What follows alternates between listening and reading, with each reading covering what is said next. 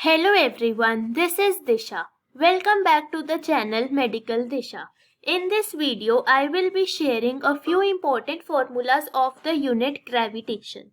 First is the formula of force. F is equal to G m1 m2 by r square. Force of gravitation between two bodies of mass m1 m2 separated by a distance r is directly proportional to product of mass and inversely proportional to square of distance between them. So F is equal to G m1 m2 by r square. G is the universal gravitational constant. Its value will be 6.67 into 10 power minus 11 Newton meter square per kg square. Next formula is acceleration due to gravity. If a point mass m is situated on the earth's surface, तो उसको कितनी force लग रही होगी due to earth? That will be F is equal to G m small m by r square. Capital M is the mass of earth, small m is the mass of body, and this force is equal to its weight. Weight is mg. So mg is equal to G m by r square. Small m goes off. G हो जाएगा G m by r square. G is acceleration due to gravity, small g है. Capital G होगा universal gravitational constant. Capital M is mass of earth. R is the radius of earth. Acceleration due to gravity at some height, gh.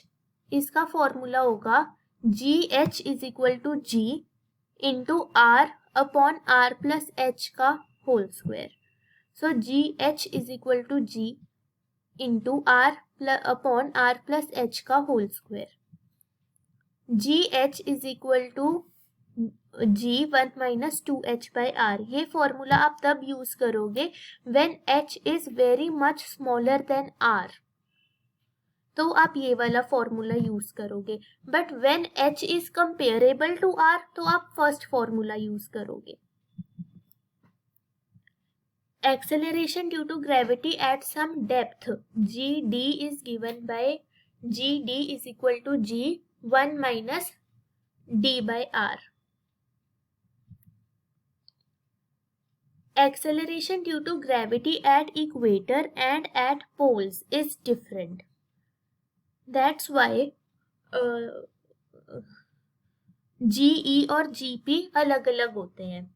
RE, radius at the equator, is more than radius at the pole because Earth is not perfectly spherical. Radius of equator is greater than radius at poles. So acceleration due to gravity at equator is less than that at poles. Because g और r का inversely relation है.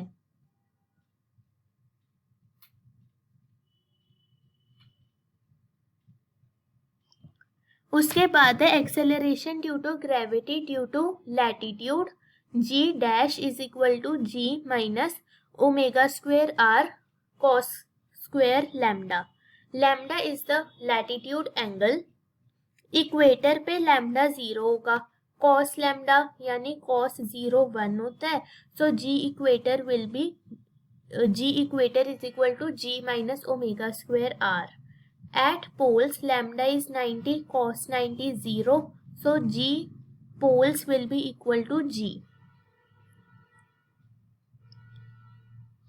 Next is gravitational field. Gravitational field is force of gravitation experienced by a unit mass. So E is equal to F by m. So E will be G capital M upon R square. Gravitational potential energy U is equal to G mm by R minus में. Gravitational potential V is equal to minus G m by R. उसके बाद escape velocity which is required to escape the gravitational field of earth. Escape velocity VE is equal to under root 2 gm by r और VE is equal to under root 2GR. इसकी value होती है 11.2 kilometre पर second. Next, there are few formulas of satellite motion. First is orbital velocity of satellite. Orbital velocity of satellite VO is equal to under root gm upon r plus h. R is radius of earth, h is height of satellite above earth surface. और gm को हम gr square भी लिख सकते हैं. तो v not is equal to under root gr square upon r plus h. When satellite revolves close to Earth's surface, then V naught is equal to under root GR. Time period of a satellite T is equal to 2 pi into R plus H upon V naught. इसमें हम V naught की value put करेंगे, then this will be obtained. Formula of height of satellite h is equal to t square r square g upon 4 pi square का cube root minus r. Escape velocity थी under root 2gr. Orbital velocity थी under root gr. यहाँ से हम VE और VO का relation obtain कर सकते हैं. VE is equal to under root 2V not. Energy of satellite, potential energy U is equal to minus gmm by r. Kinetic energy K is equal to half m V naught square. V naught square की value put करेंगे तो आएगा gmm by 2r. Total energy will be K plus U. Kinetic energy plus potential energy is total energy. When we do sum of these two, it will be minus gmm by 2r. और यहाँ से हम ये लिख सकते हैं that total energy is half of potential energy and negative of kinetic energy. E is equal to U by 2 is equal to minus K.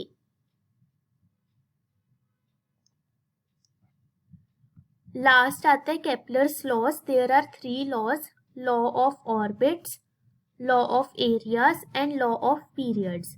Law of areas में ये फॉर्मूला आता है that areal velocity is constant, delta A upon delta t is equal to constant, और delta A by delta t is equal to L by 2m.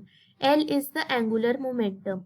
ये formula unit 5 में भी था that angular momentum L is equal to 2m delta A by delta T. So delta A by delta T, that is aerial velocity, is equal to L by 2m and it remains constant. Law of periods, it states that the square of time period is directly proportional to cube of the radius. T square is proportional to r cube.